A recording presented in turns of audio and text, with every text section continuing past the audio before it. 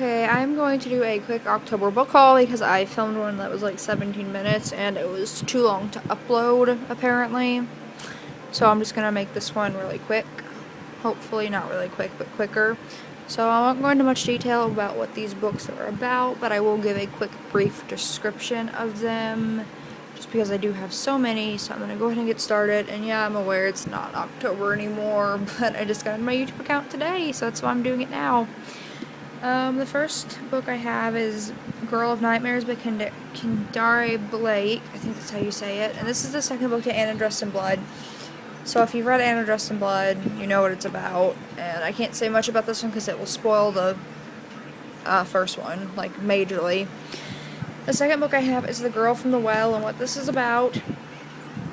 I forgot to mention, it's by Rin Chipico.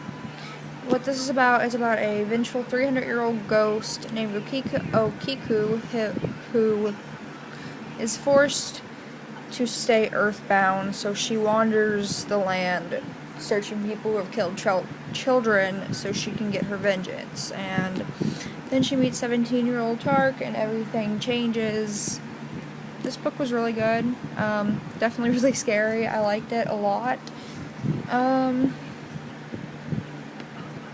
This next book is book 2 of The Girl from the Well, and I won't say much about this one either because I don't want to spoil the first one, but this one is just as good as the first one. It is creepier than the first one so far, which is saying a lot because the first one was pretty terrifying.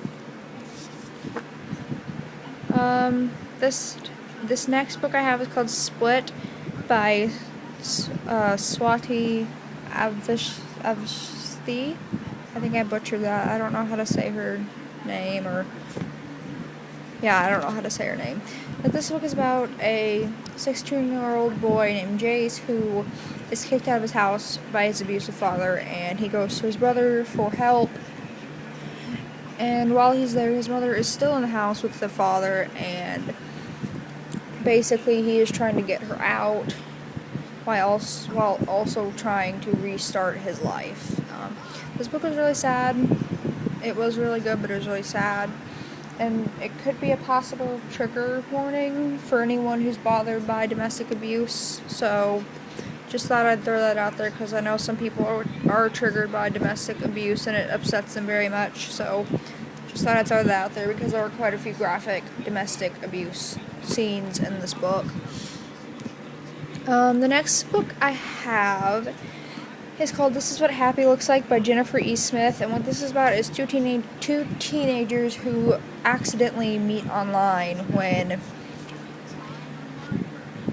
one of them emails the other one about his pet pig, and they start talking more and fall in love, and they both have secrets that they're keeping from each other, that they don't know about each other, and I just love the cover of this, so I am really, really excited to read it. It's on this month's TBR, actually, and I like the format, and I like this anchor in the front, so I'm excited to read that. This next book I have is called Fan Art by Sarah Trigay, and what it is about is Jamie has fallen in love with his best friend, but his best friend does not know he's in love with him, so he's afraid to tell Mason that he's in love with him because he doesn't want to ruin their friendship and what they already have. But I have a feeling this is going to be a very cute story, so I'm excited to read that. That's also on this month's TBR list. I'm actually going to start that as soon as I finish The Suffering, so. And if you want any reviews on any of these books, just let me know either in the comments or on Instagram, and I will do that. This next book is called Paperweight by Meg Haston, and what it's about is a 17-year-old girl named Stevie who is in an eating disorder treatment facility, and she has to stay for the whole recommended 60 days, which she does not plan on staying because she plans to kill herself 27 days in because it is the anniversary of her brother's death, which was an accident that she feels like she caused, This book is a definite trigger warning because it does speak about eating disorders and suicide and self-harm, so if you're bothered by any of those things, don't read this book. But I absolutely love this book. I cried. It was so good, though. I read this in a day and a half, and oh my god, it was so good. And I recommend it if you're not triggered by those things. It is really good. Please don't fall. The next book I have here is called We Were Liars by E. Lockhart. And I don't exactly know what this is about. It doesn't give much of a description, but it does say it's a suspense novel, so that's exciting. And I'll definitely review this book when I'm done because I've been wanting to read it for so long. So I'll definitely review that. This second to last book I have is called Conversion by Katherine Howe, and what this is about is high school seniors start getting sick, and it is very mysterious because it just hits all of a sudden with absolutely no explanation. And the main character starts to notice that some of their symptoms kind of resemble symptoms that the girls showed in the Crucible. And if you don't know what the Crucible is, it is about the Salem witch trials in Salem, Massachusetts. And I'm very excited about this book because I'm really interested in the Salem witch trials and just Salem, Massachusetts in general.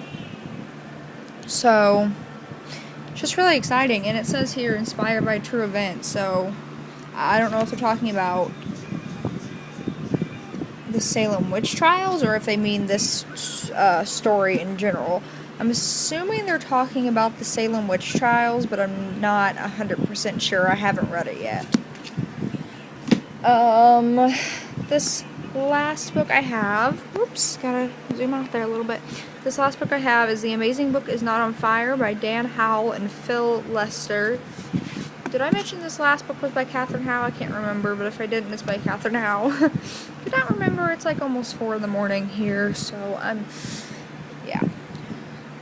But this last book I have is The Amazing Book Is Not on Fire by Dan Howell and Phil Lester, and this is basically a book about their lives and them growing up and moving in together and just all kinds of stories from their childhood and early teenage years, and it was such a good book. I loved it.